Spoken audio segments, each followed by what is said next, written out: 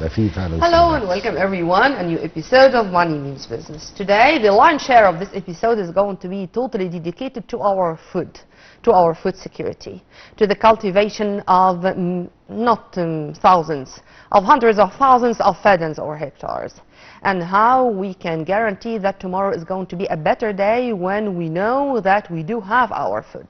But before going into the details and before introducing my dear special guest live here in the studio, let me take you to a quick tour to what took place today by Prime Minister Dr. Mustafa Madbouli.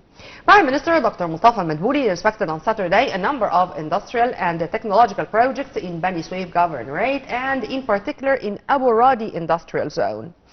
Of course, the Prime Minister was accompanied by a number of ministers in addition to His Excellency the Governor of Bani Suef.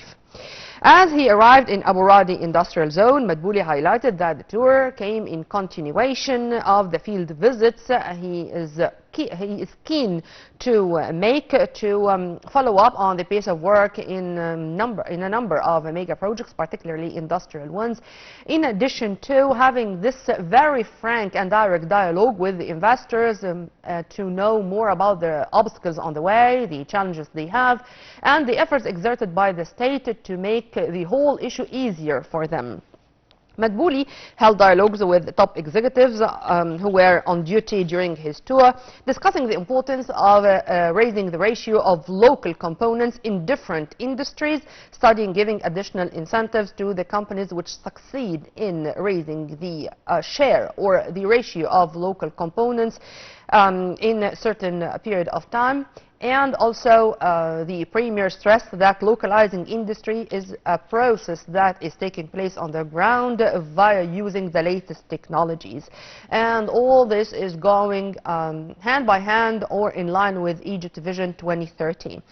Meanwhile, Madbouli visited the tech village in Bani Suef, which falls on 55 fadans. As Minister of Communications, Dr. Amr Talat said the village includes 2 specialized companies in outsourcing, Digital Egypt Creativity Center and the headquarters of the Renaissance and the Technological Universities. Talat highlighted that the ministry offers training programs and workshops to qualify our youth cadres to be ready to invade the local markets and also abroad when it comes to the field of digital transformation of the latest technologies in general. And to the other event, or the other activity to be accurate, which took place today by Prime Minister Dr. Madbouli when he attended the Rise Up Summit for Startups at the Grand Egyptian Museum, and he addressed the attendees. During his speech, he asserted that the state has been working to support the startup companies and to encourage the new entrepreneurs by offering them financing and non-financing services, and this is a very important side of the coin. The funds or the money, it's not the only issue. Innovation, creativity, thinking out of the box, adopting new ideas, and to invade even new fields, to take into consideration that green hydrogen is the future of not only us, but of the whole world. This was an issue. Also, the Premier mentioned the coming conference, or the joint Egyptian-EU conference, which is going to take place on the 29th and 30th of June. And it's going to be a golden opportunity, or this exactly what Prime Minister Madbouli said. It's going to be a golden opportunity for all businessmen and all startups, all those newcomers in this field who are going to meet with a number of European representatives of European economic entities, and it's going to be such an opportunity to sign deals, to exchange views, to know more how to make the maximum benefit from our partnership, or the strategic partnership between Egypt and EU, which was signed or renewed, to be accurate, with the presence of Ursula von der Leyen and her accompanying delegation, with Prime Ministers of Giorgia Meloni of Italy, Sanchez of Spain, who were here just 2 months ago in March, and they had this summit talks with President Sisi. And now we are building on what we have achieved already. We are not starting every time from scratch. So this conference, which is going to take place in 6 weeks from now, is going to be a golden opportunity, and we hope that it's going to be a win-win situation. Right after the short break, we do have a lot to speak about. So stay with us. I'll be back in a moment.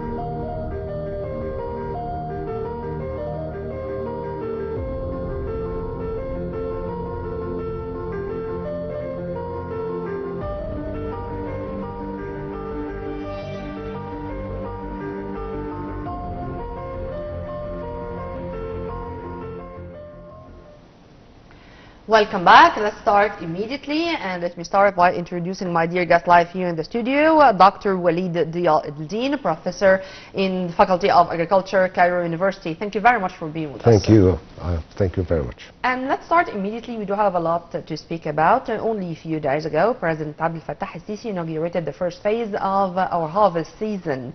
Well, it's the sustainable agricultural vision implemented on the ground in ElDeen axis, ElDeen Cairo Road or Cairo ElDeen Road, and it's a part of the bigger New Delta project. I think 2.2 million fedans, 1.5 million fedans, and then it's going to be expanded on the ground. Let's go from the general to the specific, as I know that you are an expert in this matter.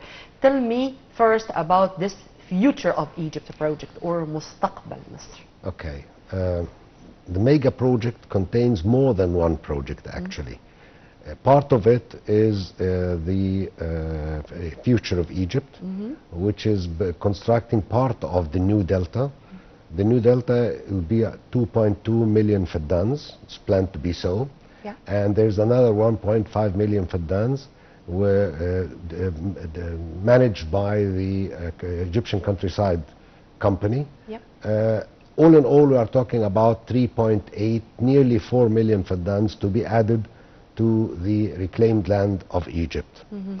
It will take time, of course. Sure. This is a very hectic and a long-term investment, but it should be fine within 5 years or something like this. We'll see some progress. Actually, I was astonished last week when I followed President Sisi, who was attending the startup of the harvesting season at the Future of Egypt in ElDeen.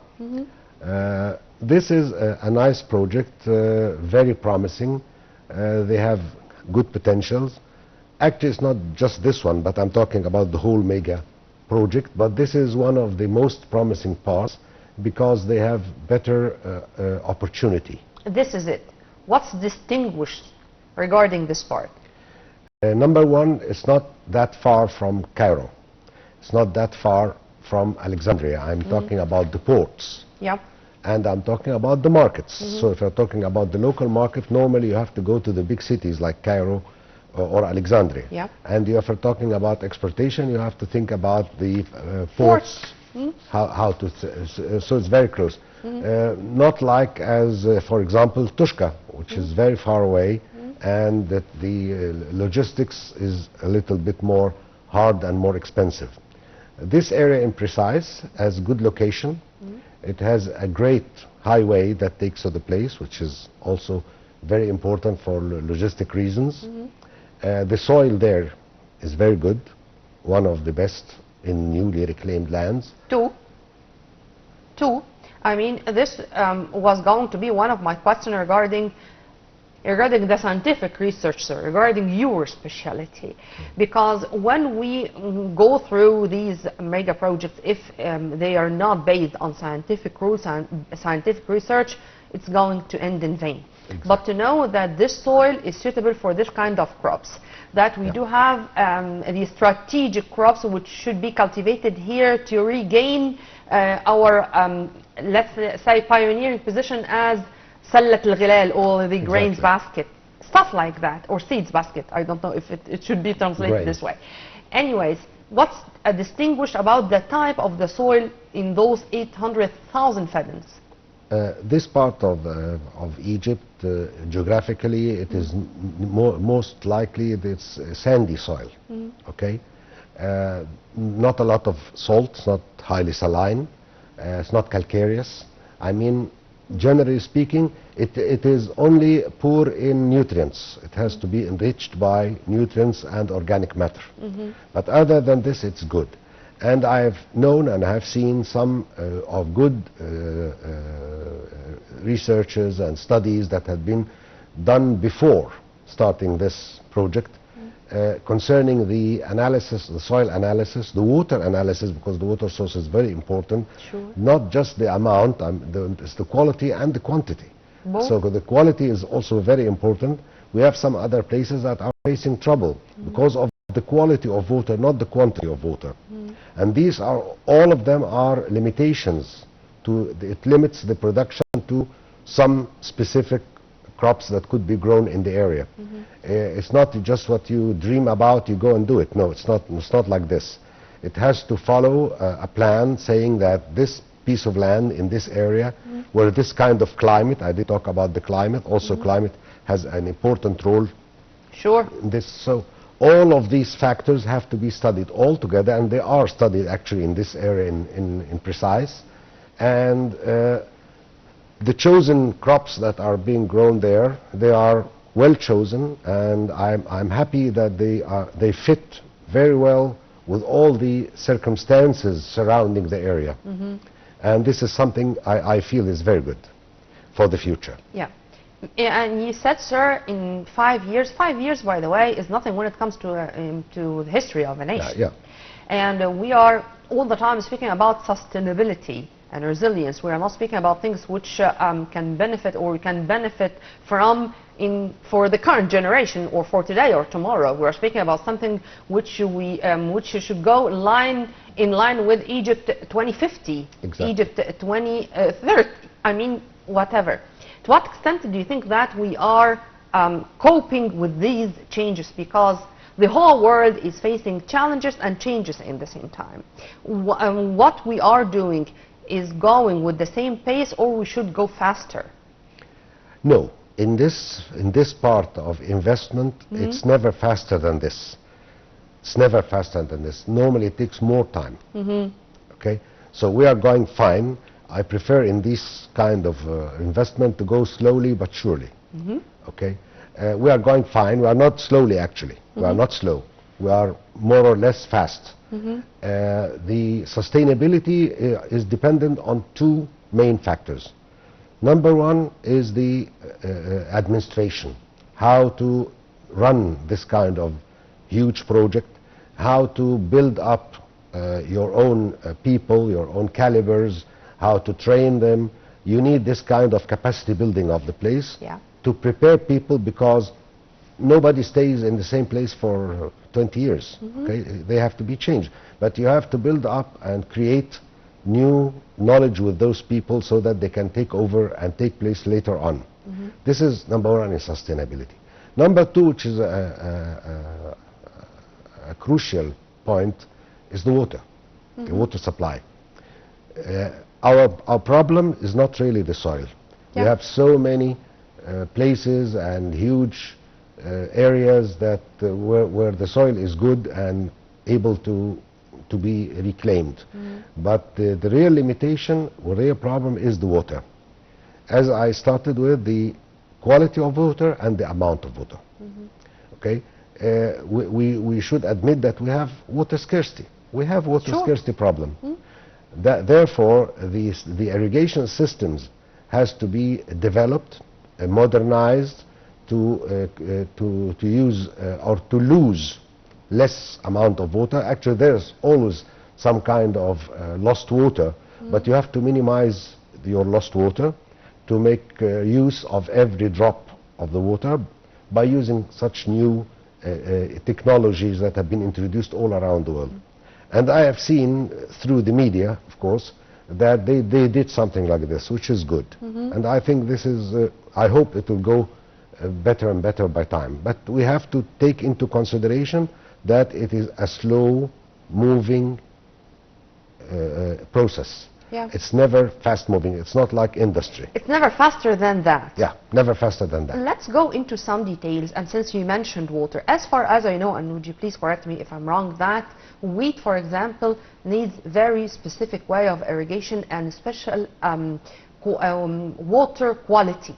Exactly. And there are other crops which do not need or do not require this very high quality water. Exactly. So we can simply cultivate those crops and then export them and use the foreign currency to import our wheat. That's if this is true. That's extremely true. That's very true.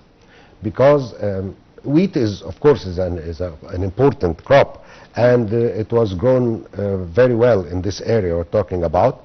But in some other newly reclaimed lands where the water quality is less than this one, Maybe there will be problems facing growing wheat. But there are some other crops that could be grown easily in a lower quality of water or even lower quality of soil, such as sugar beet, which is also grown in winter, exactly the same as wheat, like barley. Many other crops could be grown, and as you mentioned, it could be exported and then could be exchanged for wheat or for whatever we need. In general, as a source of foreign currency, which we are lacking in a lot. There are also some voices which were saying, would you please do not think right now of cultivating some crops which do not fit with our soil, like soybeans, for example. There are voices which are saying so, and others would say, no, we should make many research and we should know how to make them fit. Which is which? Research. By the way, this is only an example. Okay. I don't know more. Yeah. Let me talk generally. Yeah. Research and research and research. Okay. You never get ready-made answers from another place. Each country has its own circumstances and its own climate, its own history. You know, even the heritage itself creates something in agriculture. So we have to go through every possible way by research, and then the results of the research would show us what to follow and what not to follow, what to do and what not to do. Never take a ready-made example from another place and believe that you can do it as copy and paste. No, it doesn't work like this. Sure.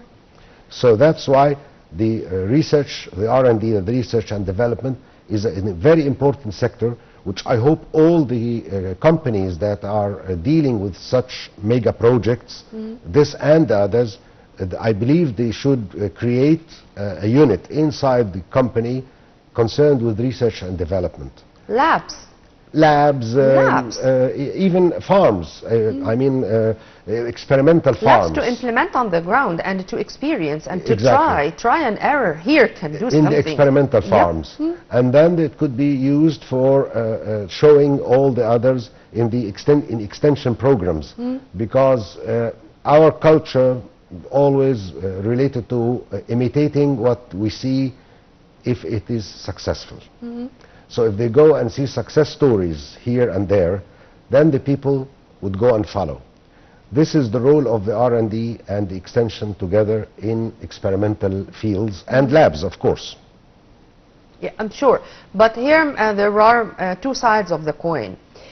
Not to imitate, but to start from where others ended, to build on what they have achieved already. I'm talking about the farmers. Just to imitate, of course, this is catastrophic. I meant that the farmers like to imitate. They follow imitation. They see what's going on, what is successful, they go and do it. But this is not the role of the companies. That's why I'm saying that the companies should be the role model for them. Sure.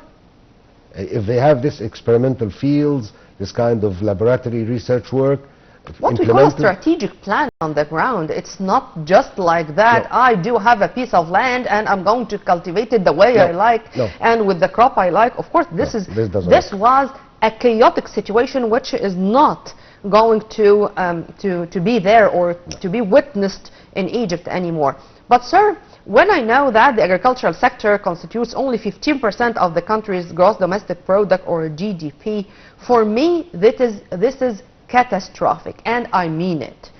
And when I knew that, not that long ago by the way, that we had a specific course for cotton, a specific course for our white gold, if I still can call it this way, I feel that bad that it's not found anymore. How we can return to this golden era? That's a good question and a hard one too. Because I've just read that we succeeded in the cultivating the short staple. Am I pronouncing it right? Yeah. But what about the long staple one? Because they're localizing industry, and to have our local component used in a massive manner regarding our industries, this is not going to be achieved on the ground except by achieving a leap in agriculture. Exactly. So now, let me say something. If we go back for Egypt, a couple of thousands of years ago, there was no cotton, there was no rice, okay? There was no mango, there was no that, and there was no this, Yeah. okay? There was only the main crops that we used to grow at that time, corn and wheat. Corn in the summertime or in between, and wheat in the winter time. That was it. The map changed starting from Muhammad Ali's time, and the menu has been added to with other crops that were actually imported from other countries. Okay, this is never a stagnant and a stable menu. Yeah. Circumstances are changing all around the world. Yeah.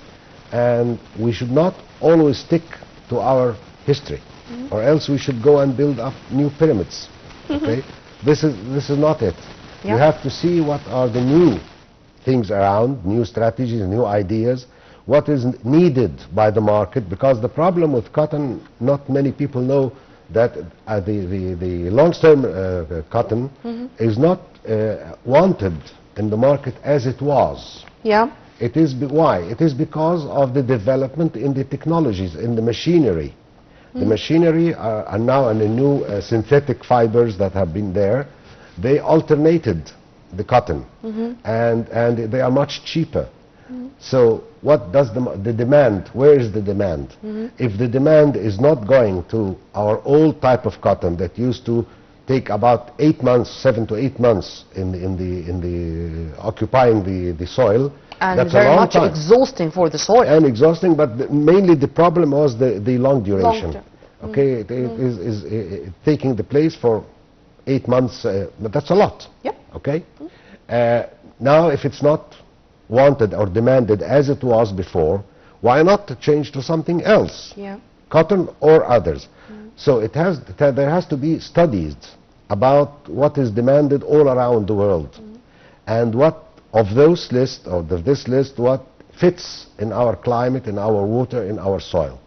And then we should work on this, doing research, saying what could be successful, what could not be successful, how to improve it, how to make it better, new techniques, sometimes how to treat the plant differs from a place to the other. If you go to, for instance, to Brazil, where they grow coffee beans, and you see the farmers there, and then you go to Yemen, where they also grow coffee, and very good quality of coffee. Yep. The treatment of the plant here differs than that in the other side. Sure. Okay, how did they get it? They got it by trial and error. In other words, experimental work. So if we can put our own list and start working on this list by research, and then we can say what to grow, how to treat it, so that you get the best yield at the end. This is the thing. So research, research, and research. Research, research, and research. And it's not only for those reasons. If I may add to what you have just said, sir, strong, I mean immunity, which cannot be exposed that much to the diseases, which can spoil the whole issue. To make sure that the farmer is abiding by the rules, the instructions which are given to him, because this is a brand new crop. Taking into consideration that it's not from the very first time we're going to succeed. Exactly. Maybe it's going to be next year, next season, the season after, and stuff like that. Yeah. Are we able to do what I've just said on the ground? Is it that easy, or it needs a lot of work? It's not that easy, but we are able to do it. Right. Here you mean everything? I mean, all about the strategic crops we have talked about, or about certain strategic crops? No, I'm talking about all. Generally, we can do it. You know, sir, I'm asking these questions because you would find people saying, why we do not cultivate another crop rather than sugarcane, for example, not to suffer a crisis in sugar as we suffered for a while. And these are things which were said in the media. I mean, The state is very much transparent when it comes to something like that. Why we don't have all the time alternatives not to suffer by the global economic crisis after the Russian-Ukrainian issue and with the oil, the food oil and stuff like that? Is this implemented? Is this implementable? Yes, yes, it is. Yes, it is. Let me tell you something. We should differentiate or distinguish between what secures the national security part and what are the demands, okay? To keep our national security safe, we have to grow 60% of the strategic crops needed in the market, okay? 60% of the total demand, that's fine. And then we can import the other 40%. Because in cases of crisis, okay, whatever we face a problem, like Russia-Ukrainian war that's going on there.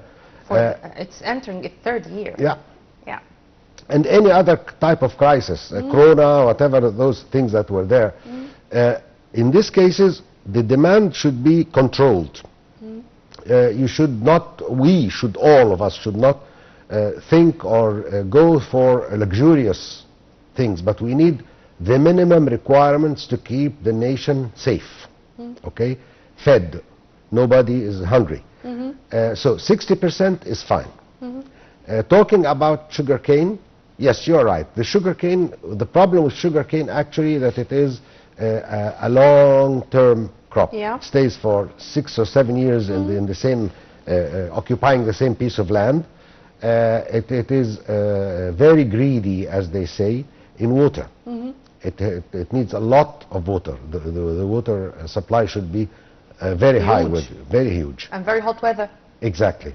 So yes, we can reduce the amount of faddans grown with sugar cane, but there is an alternative, the sugar beet, okay, which is which fits more to our map, okay. This doesn't mean that we stop growing sugar cane. I didn't say so, but we can reduce this and increase, decrease and increase to make the needed balance and equilibrium. It was not planned that what happened, the sugar problem a couple of months ago, but now it's fine. It was overcome. The problem was overcome. Which is fine. But I mean, not to unfortunately to suffer something like that before, because I think it was a good lesson. I think it was a good lesson. This is it, and this is also applied to rice, for example. And you are going to find people who are saying, oh, why we don't know what like the Indonesians are doing, for example, and they do have their fields, and they do have even as if it is a fishery inside the field. The amount of water. The amount of water is capable. We don't have that element as much as they have.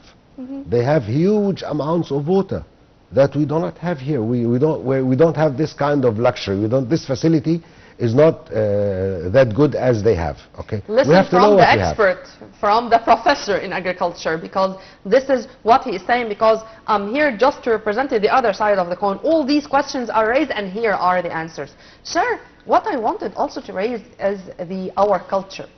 I mean, I cannot imagine that the political leadership every single day in the morning, they are thinking about feeding 100 million Egyptians, in addition to our guests, of course, who exceed the 10 millions right now. Yeah. Every day, rice is very important. A loaf of bread, but made of wheat, not barley. And we cannot even think about moving from this to that. Do you think that we should spread awareness that what I've just said is not something which can be afforded? It's not affordable anymore, and we should a little bit at least change our habits, or our food habits, or our diet habits, in a way that cope with the current situation. For sure, you're right, but the thing is how to do it. You mentioned mixing barley with wheat in producing bread. Some ideas about mixing corn with wheat in producing bread, or mixing so and so. Okay, that's fine. The research has to work on this, because if you don't get a product that is acceptable in the market, So it would be nonsense to make that mixing, because it will not be sold. Nobody is going to eat it. So you have to work on how to introduce this kind of product to the people in an acceptable manner. So, and you should know what they need, what they want, and try to cope with them. And by time they can change it. I mean, in Egypt, we never had all these types of breads that are found in Egypt. I'm talking about 200 years ago, for instance, or 300 years ago. I'm not talking about 3,000 years. I'm talking only 200, 300 years ago.